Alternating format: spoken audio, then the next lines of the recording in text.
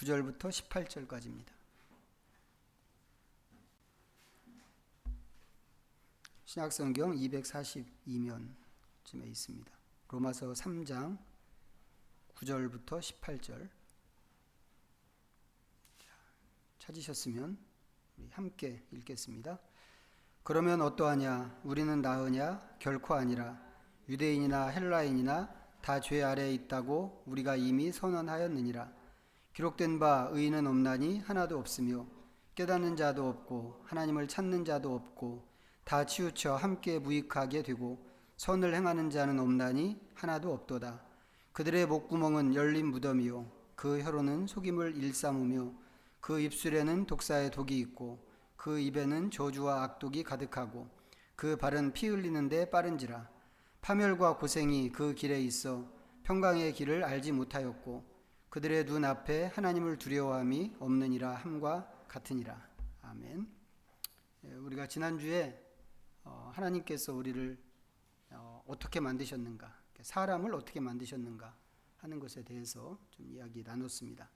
하나님께서 우리를 영, 육, 혼, 요 세 가지가 좀 조화를 이루면서 사는 그런 존재로 이제 우리를 지으셨는데, 이제 그렇게 하신 이유는 나 외에 다른 존재하고 관계하고 소통하도록 하기 위해서 이제 그렇게 하셨습니다.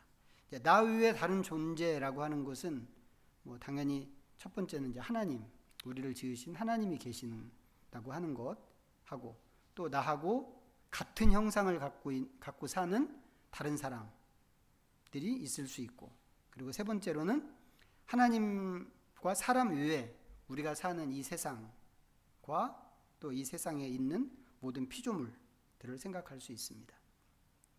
이제 그런 존재들하고 소통하고 관계하도록 하기 위해서 하나님께서 사람을 지으실 때 영육혼을 가진, 그렇게 영육혼으로 구성된 그런 사람을 지으셨다고 하는 것이었습니다. 이제 그 중에서 특별히 이제 우리의 영은 하나님과 이제 소통하는 영역이고, 혼은 다른 사람과 소통하는 영역이고, 그리고 육은 이제 세상과 소통하는 영역이라고 그랬습니다.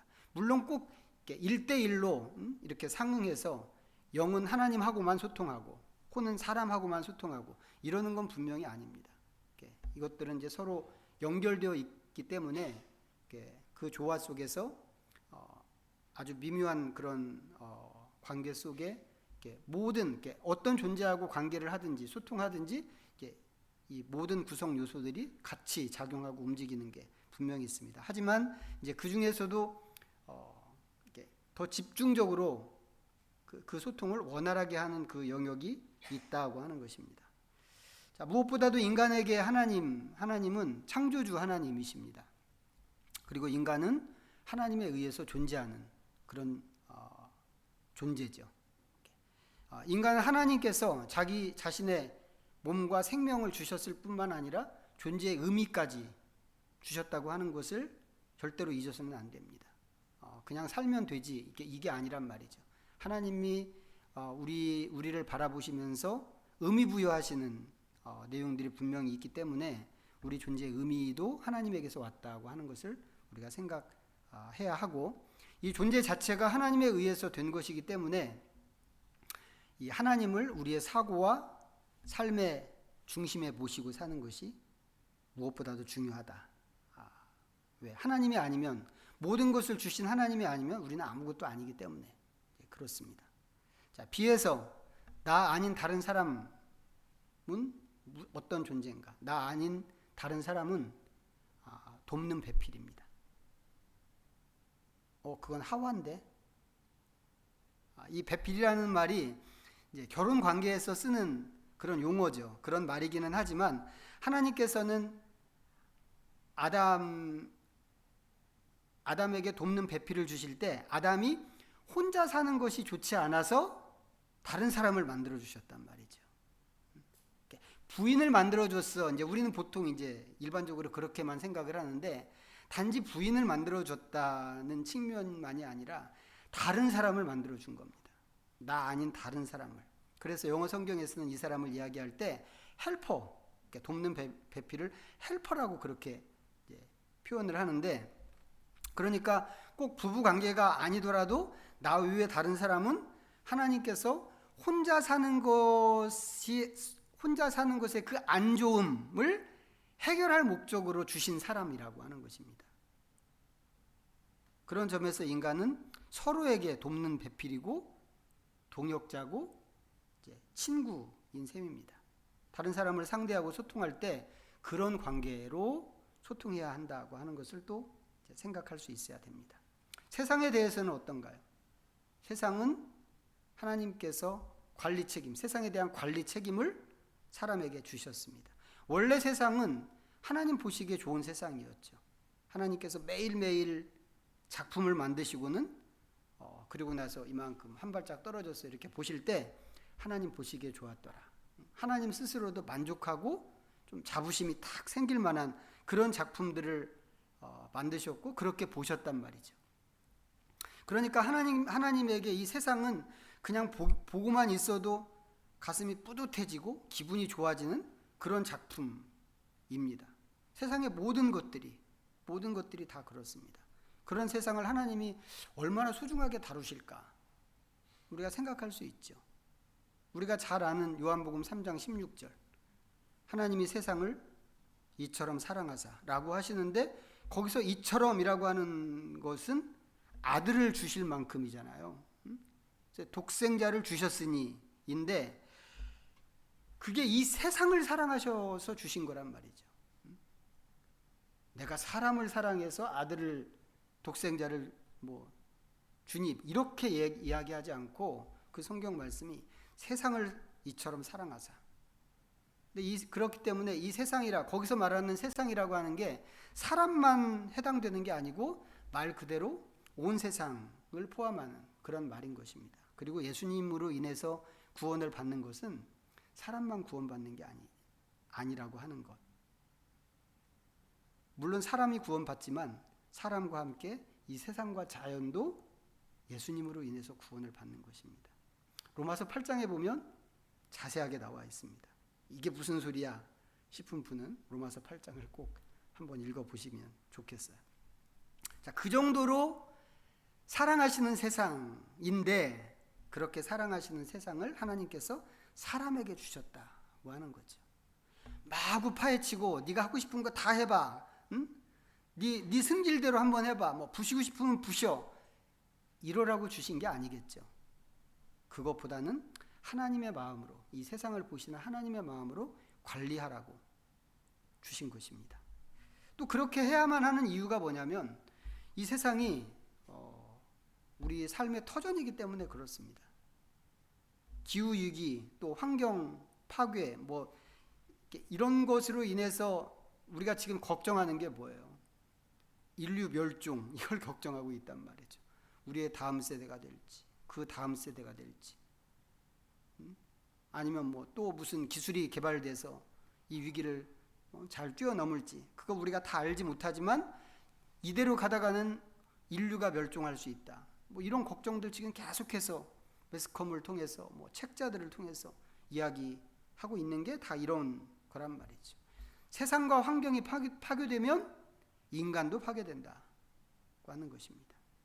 그렇기 때문에 인간은 세상에 있는 모든 동식물들 또 자연 환경을 하나님의 마음으로 보살펴야 하는데, 그것이 곧 그것을 만드신 하나님을 기쁘시게 하는 일이기도 하지만 내가 사는 길이기도 하다고 하는 것입니다. 자, 하나님께서는 이제 이런 식으로 하나님과 세상과 다른 사람을 상대하라고 인간을 영육혼의 존재로 지으셨습니다.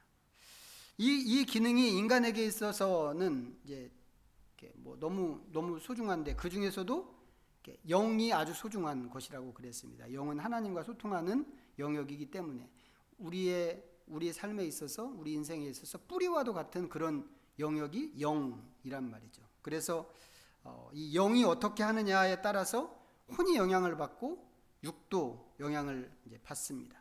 이게 이제 지난주에 말씀드렸던 사람을 만드신 하나님의 원리입니다. 그리고 사람은 얼마간 잘했죠. 그 원리를 따라서 잘했습니다. 그런데 우리가 아는 선악과 사건이 터진 것입니다. 사탄이 와서 인간을 꼬드겼습니다. 야, 굳이 그렇게 하나님 말씀대로 살 필요 없어 라고 그랬습니다. 너 오히려 하나님 말씀대로 살면 그렇게 산 만큼 손해를 보는 거야 라고 그랬습니다. 사탄의 말을 들으면서 사람이 하나님을 의심하기 시작했습니다. 의심으로 시작했을 것 같아요. 정말 그럴까? 정말 듣고 보니까 그럴 것 같은데? 결국 그렇게 하다가 사탄이 말하는 대로 따라갔는데 그것이 곧 죽음으로 가는 길이었습니다. 이 과정을 우리는 이제 흔히 타락이라고 합니다. 타락이라고 하는 말을 이제 이번에 좀 찾아봤어요. 찾아봤더니 이게 불교 용어라고 국어사전에 이제 소개가 되어 있더라고요. 늘 우리도 그냥 자연스럽게 쓰는 말이라 한 번도 이런 거 생각 안 해봤는데 이제 처음 알았습니다. 이게 원래 불교 용어였구나. 그리고 이 단어의 그 한자 표기가 떨어질 타, 떨어질 락이란 말이죠. 그래서 이제 이 사전적인 의미가 뭐냐면 도심을 잃고 도를 추구하는 마음을 잃어버리는 겁니다. 도를 추구하는 마음을 잃어버리고 속을 추구하는 마음으로 떨어지는 것을 타락이라고 한다고 이제 국어사전에 그렇게 풀어놨는데 우리는 어떻게 사용하나요? 하나님에게서 떨어져 나가는 것을 타락이라고 이제 그런 개념으로 이 말을 사용합니다. 그리고 이 상태가 뭔가요? 하나님에게서 떨어져 나가는 이 상태, 이것을 죄라고 한다고 그랬습니다. 죄는 하나님에게서 빗나가는 것이라고 그랬단 말이죠. 그렇기 때문에 하나님과 우리 사이에 빈틈이 생기면 이 빈틈이 작든지 크든지 상관없이 이 틈의 크기와 상관없이 세상에서는 이 틈의 크기를 중요하게 생각하죠. 그래서 벌을 줄 때 이 틈이 작으면 작은 벌을 주고 틈이 크면 큰 벌을 주고 하겠지만 성경에서는 이 틈의 크기와 상관없이 틈이 있는 것은 무조건 죄다라고 하는 것입니다. 사람이 하나님을 의심하고 말씀을 어기기로 했다고 하는 것 자체가 죄가 되는 것입니다. 결국 인간은 그 죄로 인해서 타락한 존재가 됐습니다. 그리고 그 결과는 죽음인데 이 죽음이 인간 존재를 구성하는 모든 요소, 영, 육, 혼으로 확장되었고 영향을 주게 되었다고 하는 겁니다. 처음에 영은 하나님과 자유롭게 소통했습니다. 그런데 죄로 인해서 그 영이 축소되고 죽어버렸습니다. 혼은 지난주에 봤던 그림 한번 띄울 수 있나요? 혼은 지정의라고 했는데 처음에는 인간의 생각과 감정과 의지가 성령님에 의해서 덮여 있었고 성령님에 의해서 조정되는 것이었습니다. 그런데 더 이상은 이 하나님의 영으로 이 지정의가 덮여 있지 않게 된 것입니다. 인간의 혼에서 하나님의 빛이 사라져 버렸고 그 대신 죽음과 어둠 속에 혼이 묻혀버리게 되었습니다. 옛날에는 영과 혼이 하나님의 충만하심 가운데 있었어요. 서로 연결되어 있었습니다. 연결되어 있었는데 이제는 영과 혼 사이에 장벽이 생겼습니다. 그림으로는 확실히 장벽이 있죠. 저 검정 붉은 선으로 장벽이 되어 있는데 진짜 그럴까? 히브리서 4장에 있는 말씀 한번 보겠습니다. 히브리서 4장 356페이지에 있습니다.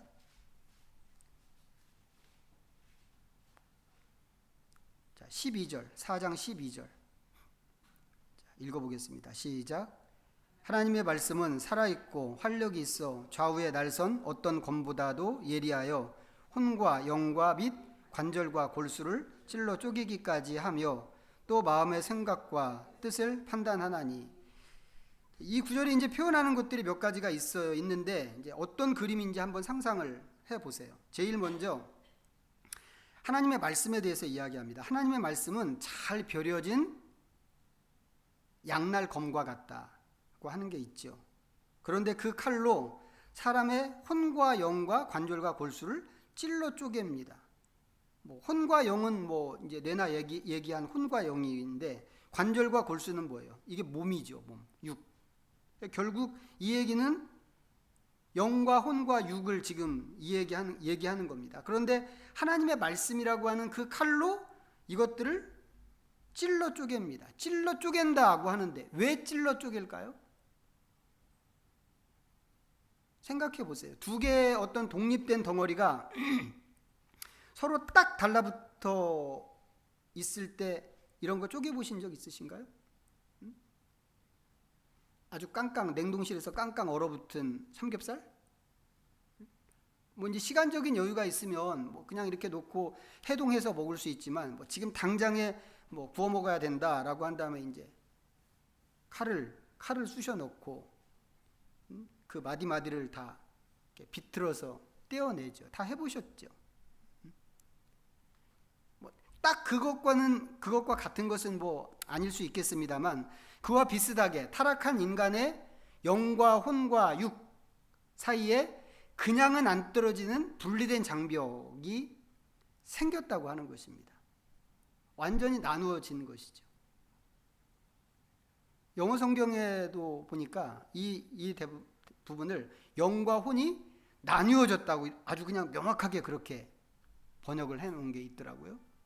다수의 영어 성경이 이제 그렇게 번역을 했습니다. 물론 이제 영 자체가 죽은 상태입니다. 죽은 상태이기 때문에 이런 장벽이 아니더라도 혼이 바르게 작동할 수는 없습니다. 하지만 그렇지 않다고 해도 영이 죽은 상태가 아니라고 하더라도 영과 혼이 완전히 단절돼 버렸단 말이죠. 그러다 보니까 이 범죄의 결과로 영, 육, 혼이 다 죽었는데 이것들이 전부 죄의 지배력 안에 놓이게 되었고 그 지배력이 점점 확장되면서 인간 존재가 점점 더 죄에서 죄를 더하게 되어버린 것입니다. 그 결과가 어떤 것인가? 몇 군데만 찾아보겠습니다. 알지만 확인 차원에서 창세기 3장입니다.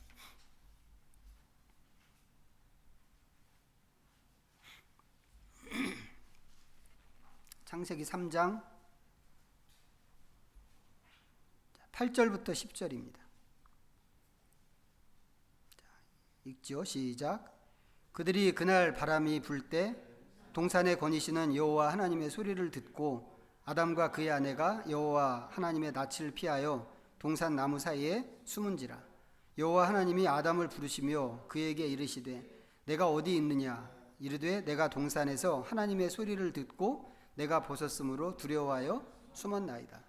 동산에 거니시는 여호와 하나님이라고 그랬어요. 이 말을 통해서 우리가 이제 쉽게 생각할 수 있는 게 하나님께서 늘 이렇게 거니시는구나. 동산을 거니시는구나 하는 것을 우리가 생각할 수 있습니다. 범죄하기 전에 아담은 이렇게 거니시는 하나님을 만나고 대화하고 소통하면서 살았겠죠. 그런데 더 이상은 이게 안 되게 되었습니다. 하나님께서 여느 때처럼 동산을 거니시는데 사람이 그 하나님을 피해서 숨었고 하나님께 나가는 것을 두려워하게 됐습니다. 이상하죠. 내가 벗었으므로 두려워하며 숨었나이다. 벗었으면 수치스러워야지. 왜 두려움을 얘기할까요? 하나님께 나가는 것 자체가 두려워진 거죠. 단지 벗어서 두려운 것이 아니라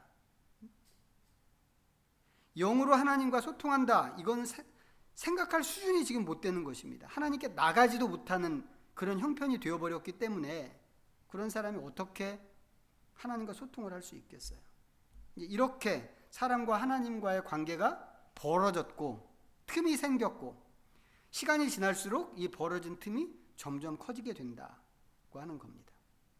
사람과의 관계도 마찬가지입니다. 조금 내려오셔서 12절 보겠습니다. 3장 12절 시작.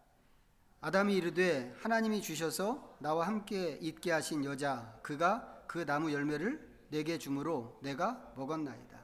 이거 먹으면 죽는다고 그랬어요. 하나님께서 이거 먹으면 죽는다고 그랬는데 이 여자가 선악과를 먹은 다음에 왜 남편한테도 먹으라고 줬을까? 아시나요? 저는 이게 물귀신 작전 아니었나? 이런 생각이 듭니다. 이게 남자에 대한 여자의 태도였단 말이죠. 그런데 남자의 태도가 또 있습니다. 어떤 태도요? 책임을 전가하는 거죠. 하나님께서 지금 질책하시는데 대꾸하는 거잖아요. 너 그거 먹었어? 너 그거 왜 먹었어? 라고 하셨더니 여자가 줘서 먹었어요 라고 그랬습니다. 책임을 여자한테 떠넘기는 거죠. 이 여자가 얼마 전까지만 해도 어떤 여자였어요? 내 뼈 중에 뼈고 내 살 중에 살이었던 그 여자란 말이죠. 그런데 죗값을 치러야 하는 상황이 되니까 슬그머니 여자를 형벌로 밀어넣는 겁니다. 죽어야 되면 네가 좀 가서 죽어. 네가 시작했잖아 이거죠. 다른 사람과의 소통에 장벽이 생긴 것입니다. 앞에서는 나만큼 소중한 사람이었어요. 내 뼈 중에 뼈고 살 중에 살이니까 나만큼 소중한 사람이잖아요. 나만큼 소중한 사람이었는데 이제는 죽어야 되면 네가 죽어가 된 것입니다. 그런데 조금 뒤로 더 가면 이런 거는 아무것도 아닌 일이 됩니다. 자, 4장으로 넘어갈까요? 4장으로 가셔서 1절부터 9절까지 또 보겠습니다. 자, 시작.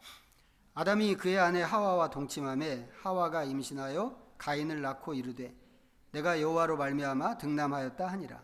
그가 또 가인의 아우 아벨을 낳았는데 아벨은 양치는 자였고 가인은 농사하는 자였더라. 세월이 지난 후에 가인은 땅의 소산으로 제물을 삼아 여호와께 드렸고 아벨은 자기도 양의 첫 새끼와 그 기름으로 드렸더니 여호와께서 아벨과 그의 제물은 받으셨으나 가인과 그의 제물은 받지 아니하신지라. 가인이 몹시 분하여 안색이 변하니 여호와께서 가인에게 이르시되 내가 분하여 함은 어찌 됨이며 안색이 변함은 어찌 됨이냐. 내가 선을 행하면 어찌 낯을 들지 못하겠느냐. 선을 행하지 아니하면 죄가 문에 엎드려 있느니라. 죄가 너를 원하나 너는 죄를 다스릴지니라. 가인이 그의 아우 아벨에게 말하고 그들이 들에 있을 때에 가인이 그의 아우 아벨을 쳐 죽이니라. 여호와께서 가인에게 이르시되 내 아우 아벨이 어디 있느냐. 그가 이르되 내가 알지 못하나이다. 내가 내 아우를 지키는 자니이까. 인간 세상에 사람이 사람을 죽이는 일이 이제 벌어졌습니다. 그것도 다른 사람이 아닌 형제가 형제를 죽이는 그런 일이 벌어진 건데, 죽이는 동기도 되게 기가 막히죠. 하나님께서 자기 제사는 안 받고 동생의 제사만 받으셨기 때문에. 이게 사람을 죽일 만한 일인가? 너무 말 같지 않은 그런 이유란 말이죠. 그런데 그런 이유로 말 같지 않은 일로 사람을 죽였습니다. 죽였는데 이 뒤로 가서 보면, 이 성경의 이 뒤로 가서 보면 인간 사회가 사람 죽이는 것을 아무렇지도 않은 일로 생각하고 그런 일들을 저지릅니다. 예를 들어서 이제 4장 아래쪽에 제일 뒤쪽에 보면 가인의 후손들 명단이 나오거든요. 거기 라멕이라고 하는 사람이 나오는데 자기가 받은 상처 때문에 사람을 죽였다고 공공연하게 떠들고 다닙니다. 점점 잔인해지는 거죠. 점점 악해지고. 그때 이후로 시간이 이제 엄청나게 많이 지났어요. 지금은 어떤가요? 지금 우리가 뉴스에서 종종 듣는 얘기지만 지금은 아무 상관도 없는 사람, 동생도 아니야, 뭐 질투, 시기 이런 거 느낄 사람도 아니야, 아무 관계도 없는 사람을 그냥 지나가다가 확 죽이는 그런 일들이 지금은 벌어집니다. 사람과 사람 사이에 정말 엄청난 장벽이 가로막혀 있고, 사람에 대해서 또 사회에 대해서 아무 때나 분노를 표출하는 그런 세상이 되어버린 것입니다. 이렇게 된 가장 근본적인 이유가 무엇인가? 인간의 영과 혼을 죽음이 지배하기 때문에 그렇다고 하는 겁니다. 육체는 어떨까요? 우리의 육체는.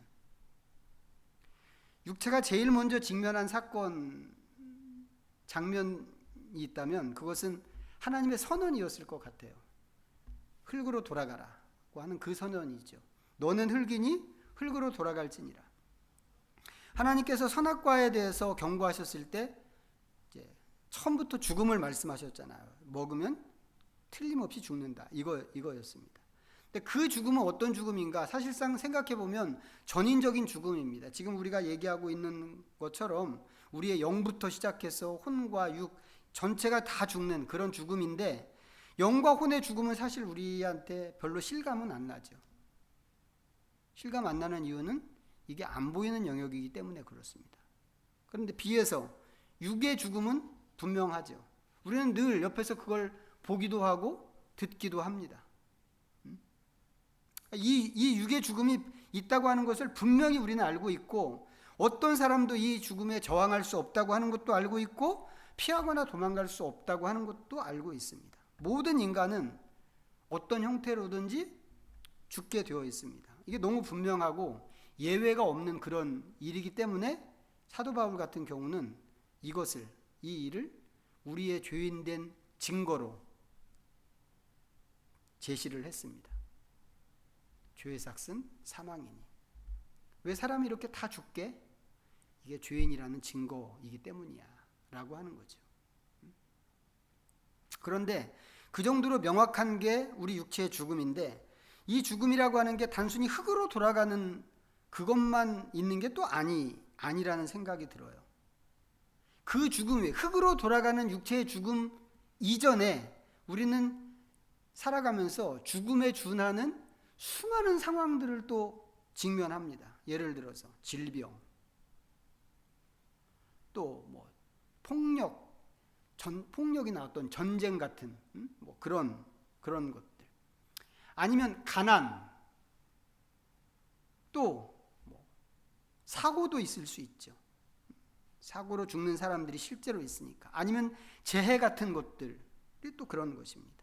그 중에 어떤 것은 야, 이러다 진짜 죽겠는데, 아니면 진짜 죽음을 보는 것 같은 그런 두려움 같은 것을 경험할 수 있습니다. 그런가 하면 어떤 경우에는 죽지는 않지만 죽을 만큼 아픈 그런 경우도 있습니다. 몸이 아픈 것도 있지만 마음이 그렇게 아픈 것도 있죠. 차라리 죽었으면, 차라리 죽으면 더 좀 나을 것 같은 그런 마음이 아픈 상태도 우리가 살다 보면 경험하는 때가 있습니다. 이거 전부 우리의 몸으로 경험하는 거란 말이죠.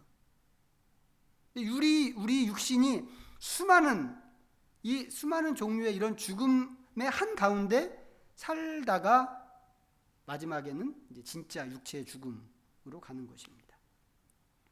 자, 그런데 이제 그것만 있는 게 아니었어요. 이 몸의 역할이라고 하는 게 세상과 소통하는 거라고 그랬단 말이죠. 자, 타락 이후에 그럼 세상과의 소통은 어떻게 되었는가? 또 보시죠. 자, 4장이었습니다. 4장 17절. 17절부터 19절까지입니다. 자, 시작. 아담에게 이르시되 내가 내 아내의 창세기 4장 17절. 이거 아닌가요? 3장이었나? 그럼? 3장인가? 3장이네요. 3장. 3장 17절부터 19절까지. 제가 잘못 전달해드려서 이 부분은 자막이 없겠습니다. 성경을 직접 봐주시고, 자, 시작.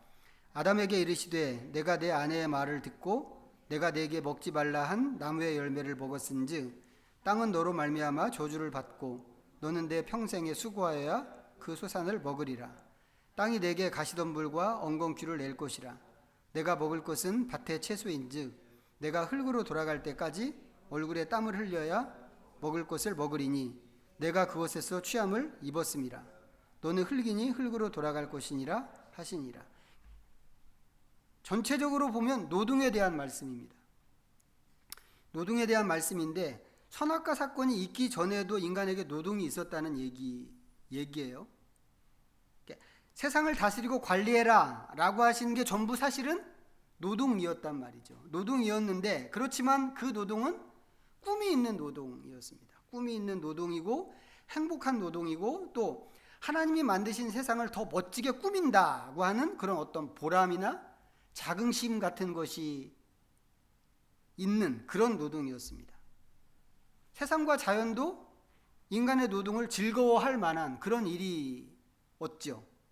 그게 인간과 자연의 소통이었는데 이제는 이 관계가 달라졌습니다. 그래서 인간과 자연이 서로를 밀어내는 관계가 됐어요. 노동 자체가 일단 먼저 우리한테 고된 노동이 됐죠. 고된 노동이고 지겨운 밥벌이. 이거 김훈, 소설가 김훈 씨가 쓴 표현인데 지겨운 밥벌이가 됐습니다. 그래서 맨날 가기 싫은 그 일터로 가지 않으면 내가 먹을 수 없기 때문에 지겨워도 그냥 일어나서 가야 하는 그런 일이 되어버린 거죠.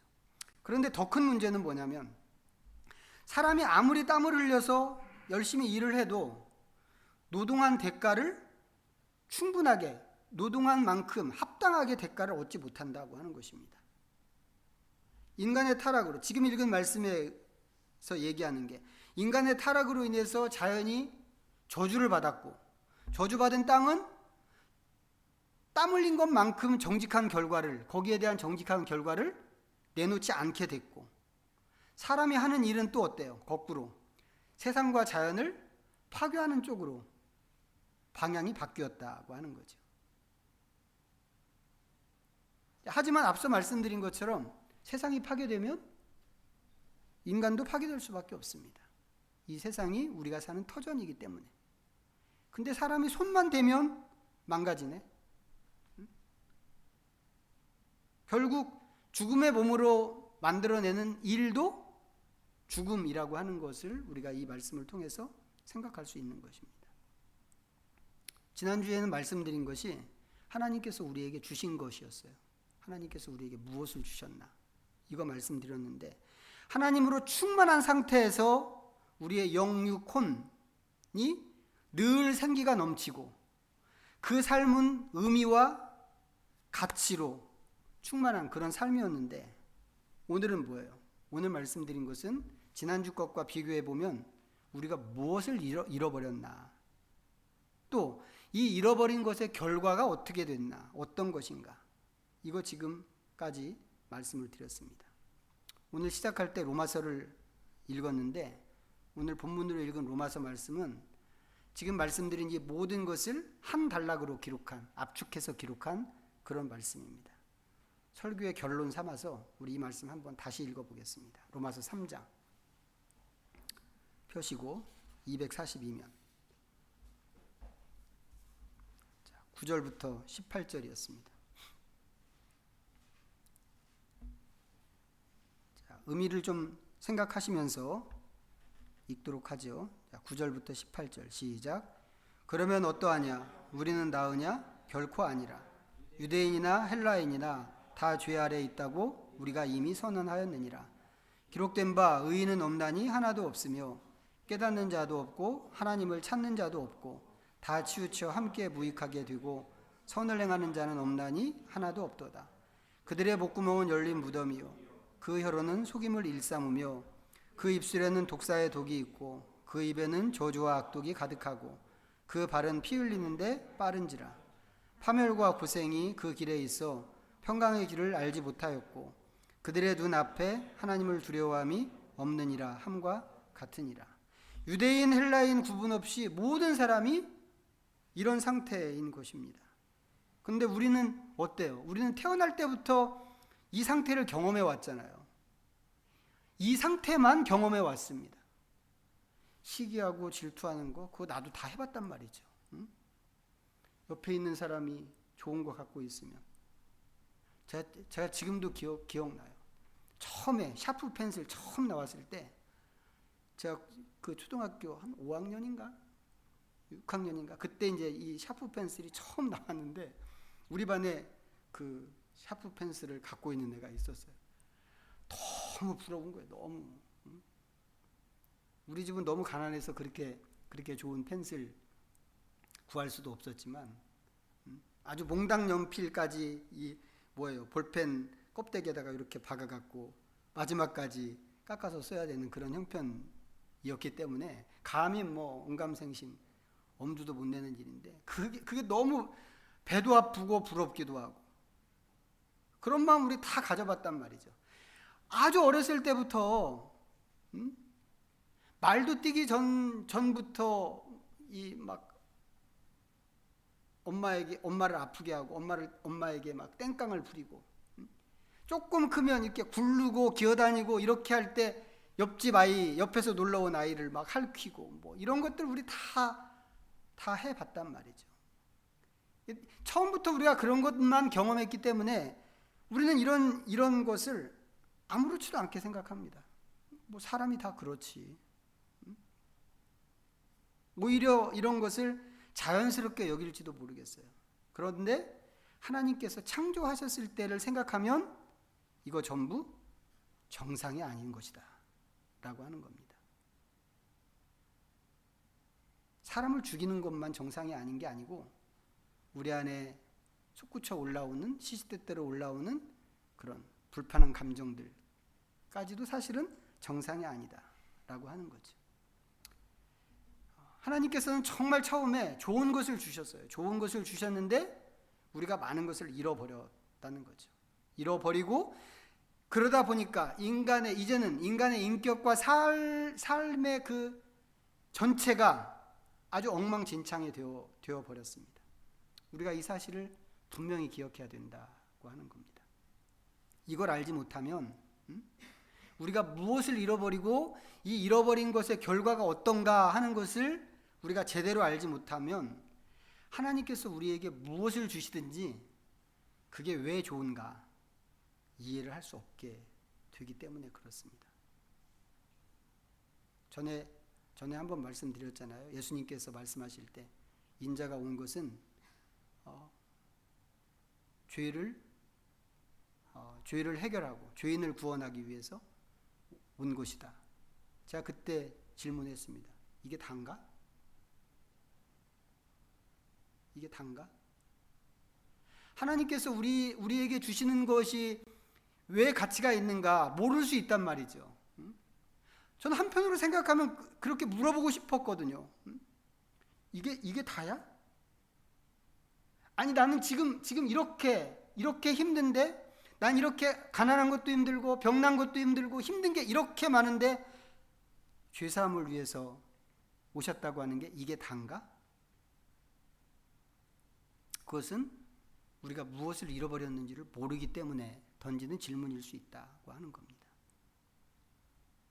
그래서 우리가 지금 너무 자연스럽게 생각하는 우리의 어떤 현상들, 상황들, 아니면 우리의 어떤 감정이나 우리의 본성들, 이런 것이 정상이 아니다라고 하는 것을 먼저 좀 잘 기억하시고, 오늘 말씀은 그 이야기를 좀 하고 싶어서 긴 말씀을 이런 식으로 풀었습니다. 아무쪼록 좀 깊이 묵상하시고 생각하면서 우리가 잃어버린 것을 하나님께서 해결하기 위해서 어떤 것을 주셨는가, 그것이 왜 가치 있는가, 이 얘기는 다음 주에 다시 한번 말씀을 드리겠지만 이번 한 주 동안은 그것을 우리 스스로가 좀 묵상하고 좀 곱씹어보고 하면서 우리의 시간들을 좀 보낼 수 있으면 좋겠습니다. 기도하겠습니다.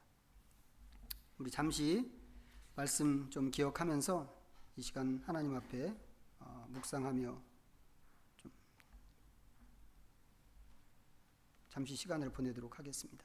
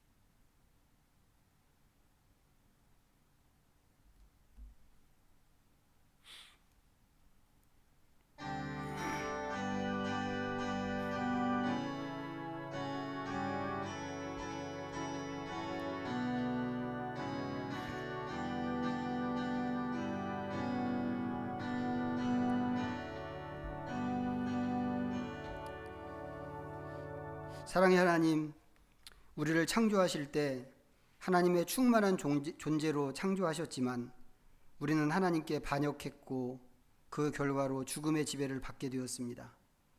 인간의 죄와 악은 끝이 없고 이 세상은 악의 소굴처럼 되어버렸는데 현재 우리가 사는 환경과 함께 우리의 인격이나 삶이 정상이 아닌 것이 분명합니다.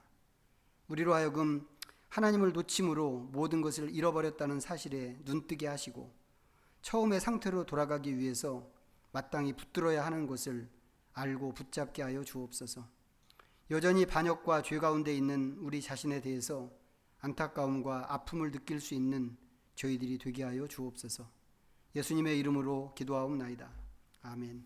모두 자리에서 일어나셔서 찬송가 634장